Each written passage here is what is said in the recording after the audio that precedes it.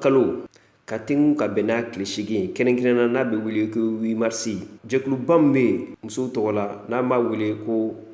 Forum des femmes actives pour les objectifs de développement durable et l'émergence ni bɛɛ ko FAOD ale ma to kɔ ni musow ka ɲɛnajɛ la Astan Sako ale bɛna kɛ kumada ye musow tɔgɔ la ka ɲɛsin ni jɛkulutɔ in bɛɛ lajɛlen ma hali ni an ka jɛ ka Astan Sako la alhamdulillah rabbil alamina an b'a la fɔ k'ala barikada bi 8 mars ye musow ka don ye diɲɛ muso bɛɛ ka don ya rabbi alama kun sigira ɛrɛ la togo min na kun cɛra ɛrɛ la tɛ an b'a la fɔ k'ala barikada o la bi 8 mars ye musow ka don an surtout an muso kɛrɛnkɛrɛnnenw ni ko muso jamana ni ko muso den la don ko ɲuman y'a mɛn donc du tɛ diya musow kɔ. Madame Astan Sako ale ka lase kɔfɛ a bɛ foli ta ka tenko jamana ɲɛmaa la ni furancɛ fanga jamana ɲɛmaa n'o ye le colonel Asimi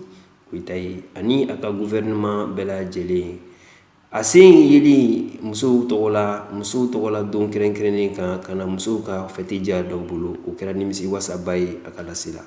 an ka jɛ ka a lamɛn. An bɛ foli bila an ka président Asimu ma a n'a ka gouvernement bɛɛ lajɛlen alhamdulillah yɛrɛ y'i sen bɔ a kɔnɔkɔrɔ ka na an musow dɛmɛ ka fɔ nin b'a yira k'an muso n'ale anw ko ko min ale yɛrɛ ko ko awɔ donc o diyara an ye fo ka fɔ o diyara an ye an bɛ dugawu de kɛ ni Mali kura in ala k'a taa ɲɛ ala ka Mali diya ka tɛmɛ nin kan an muso an ka bɛn kelen kan n'an bɛnna kelen kan diɲɛ bɛ jɔ. Merci beaucoup, bonne fête à toutes les Maliens et les Maliennes. Merci bien.